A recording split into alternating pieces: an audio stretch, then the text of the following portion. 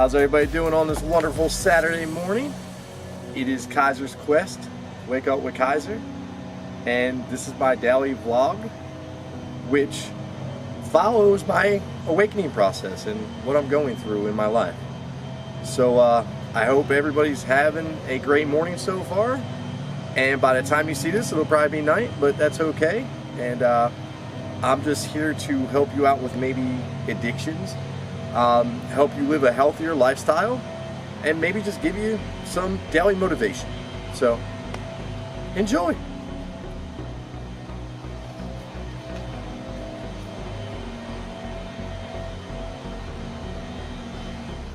Alright, what do I want to start off today with?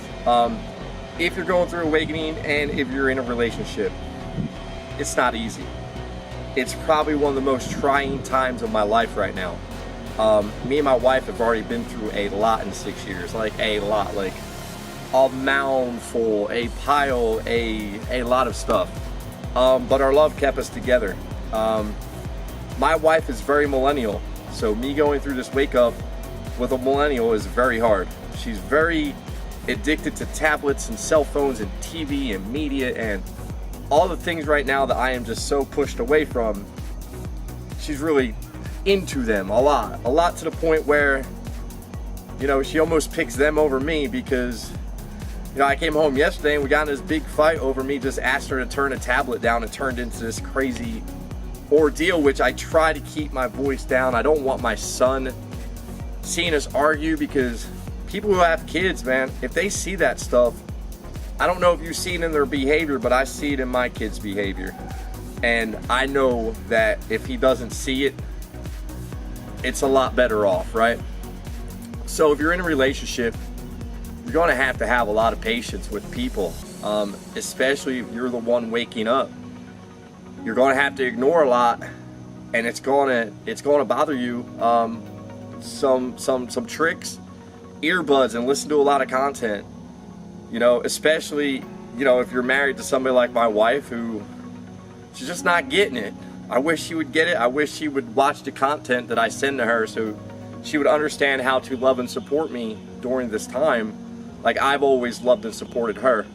I won't go real deep into this. I already did a whole rant of 30 minutes on tape and I deleted it. It felt good to get it off my chest, because what she doesn't understand is the vibe of an argument is so low that it makes me nauseous. It doesn't, like, it just really bothers me. And last night it put me in a really just crappy place that, you know, it took me an hour meditation last night, a half an hour meditation this morning to kind of just get out of it, because I was letting bad thoughts in my head. And once you understand the awakening process, you'll understand that as long as you can keep this baby clear and you're always happy, like, that's what your life turns into. Your life turns into, you know, rainbows and unicorns farting in the wind. What do you want me to tell you? It's a great thing. I've never been this happy before in my life. So if you're in a relationship and there's an awakening going on, I almost am thinking about, you know, maybe starting up a counseling service to help awake people in a relationship, because it is the hardest thing I've ever done. You know, especially when we didn't know what was going on. I just went from being just like her, you know, even when we started dating, I hate it as much as she stared at her phone, you know, always on the phone. And she doesn't remember that, but that's okay. You know, we all have our things, our niches, our vices. I didn't plan on, when I met my wife, to go into a spiritual awakening. My wife kind of put me there, you know. A lot of times when we have these weird arguments, she would blame it on alcohol. So finally, I put that stuff down and this process started. But there was times when she would say, I just want the family, guy. I just want the family life. I just want this. But at the same time, we're having problems because she is a millennial.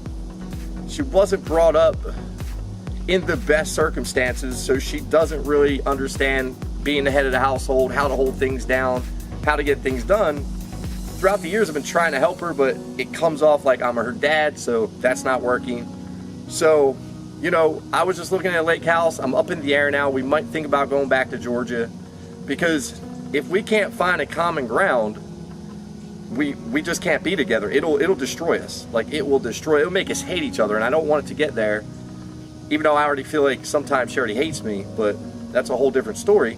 But, you know, I might have to get us back to Georgia where we're closer and we can raise our kids together, and I'm fine with that. It's all about my kids at the end of the day. I used to think I had to live in a certain place. I know now I don't. It's not about where you live. It's about your mindset of life. So, if you're going through this, just a lot of patience. If you're married with kids, give it all you got. If you're just dating, just probably, I would honestly just say let that go, because it is that hard.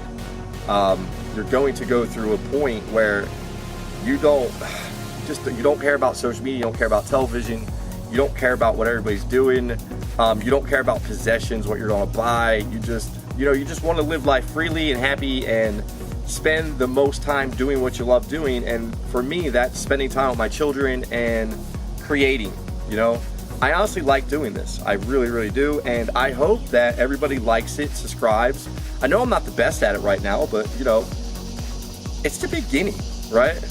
I'm talking long game, a year from now, 2 years from now, 5 years from now, right?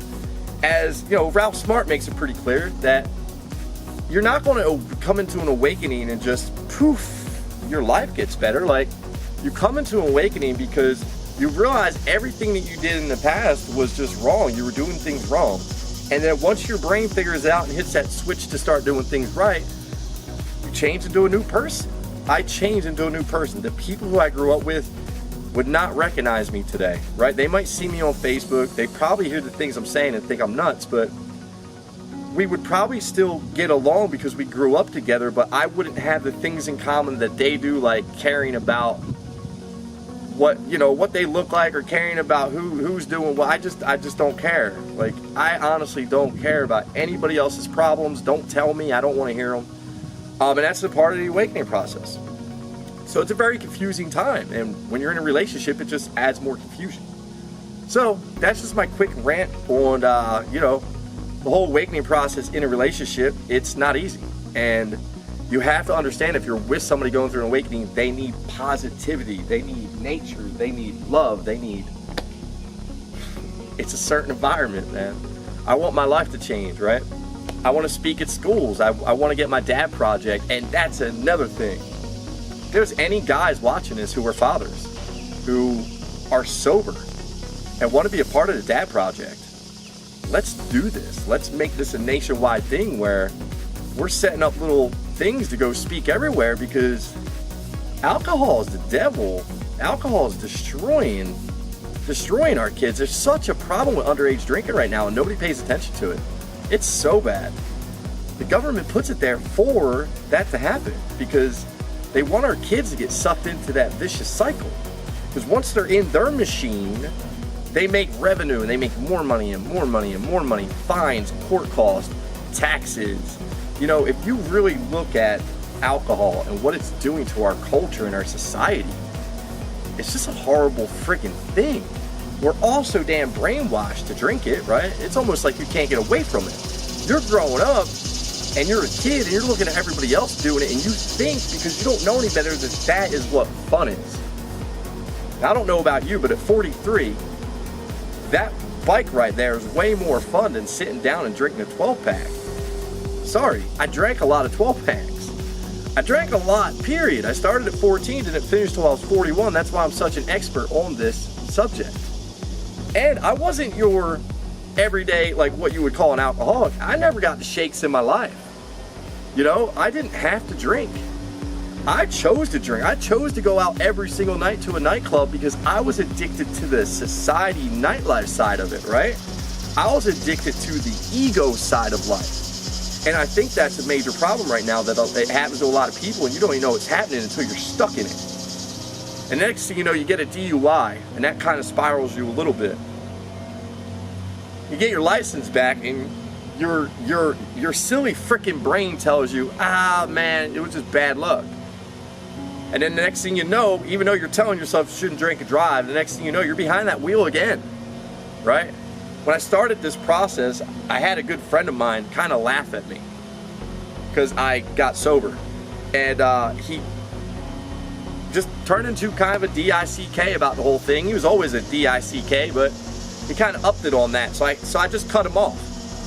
And I had a bad feeling about him because he was exactly who I used to be, right? Exactly. He hasn't changed one bit in his 30s. So he got sober for a while. We were all proud of him, got a good job, had a car, had his license, had his stuff together. He had a real good girl too. He should have stayed with her. But he didn't, and you know, I kind of felt it. I knew where he was going. I seen his Facebook, I seen his actions, and now he's looking at doing 5 years in jail because of getting in a car accident and hurting somebody. You know what the sad thing is, and I hope you see this, bro, you're still drinking, so you know what? If you get 5 years, you deserve it. Tough love, man. You deserve it. Maybe if you would have quit the day that you hurt the person, maybe people would feel bad for you. The fact that your mom's bailing you out again, shame on that woman. You need to learn a lesson, because if not, you're going to kill somebody. Have you even quit yet? Probably not. But is it your fault that you're stuck in it? No, because I went through it. But you got to wake up and you got to say that's it. And I promise you, the day you say that's it and you drop your ego, your whole entire life will change. Right? Alcohol, this revenue beast that just rips apart families, rips apart everything, right? Everybody knows somebody who has a drinking problem. Don't you think that's a problem? Everybody knows somebody with a drinking problem. It's time to wake up, America, on that fact alone. Forget about being a vegan and doing this and being the best this. Let's start with just that chemical. That chemical that might be taking, doesn't seem like a lot when you're doing it per day, but $5 to $10 a day, add that up. Right? You want more out of your life. You want to be everything, but you can't get to the point where you can just say, hey, I'm going to be sober, and I'm going to throw that money in a jar every day that I used to spend on beer. Then I'm going to take that money, I'm going to invest it in something. I'm going to invest it in some more knowledge for my life so I can better myself. So maybe I can get to see what it feels like to be truly happy inside, because I'm unplugging from the rat race, right? Think about it, people. This is a day and age of communication. You have it right at your fingertips to change your life every single day. You don't have the knowledge to do so. But it starts with the habits that you have. And drinking is one of America's worst habits, if not the worst. The government keeps alcohol 100% legal to control you, right? It's a reset button. How many times have you drank and woke up the next day and it was like almost the last couple days didn't even happen because you got so whacked that you just hit reset, right? Then you turn around and tomorrow you're just going back to work. So now you're going to do that all over again. Same exact thing. And you might do it a couple times a week. You might do it every night. You might be a full-blown alcoholic where you're waking up with the shakes. You have to drink because you might die. Don't you think at that point it's the time that you stop and go, I choose me over everything? I'm inviting people to message me. I'm inviting to work one-on-one. That is me giving back to society. I don't want your money. I want your health. Right? Everything else in my life will fall into place. I want to help you because I want to help you. But I can't help people if they don't reach out to me. Right? So, shoot me an email. IamAwake10@gmail.com. I will respond. I will get back to you. If you can't get me at that email, maybe there's a problem. I don't know. Kaiser, KAISERINC@gmail.com. KaiserInc@gmail.com. Let's start cleaning up America. Let's clean up ourselves. Let's have a beautiful Saturday. Get out in nature. Go do something today. Fun. Live life. Live life. Just, it's all up here. If you could change what's going on up here, change everything around here. I hope everybody has a great Saturday. That was one take, baby. Like, subscribe. It'd be great if somebody could take these videos and start sharing them on Facebook. Pretty soon I'm going to be putting together a video just for the channel, and I'm going to throw some money at it and target market it all over Facebook. I also might have some exciting news if they call me back, if the universe is allowing this. I might be able to get on the Dr. Phil show to talk about this. I'm trying to save my marriage all I can.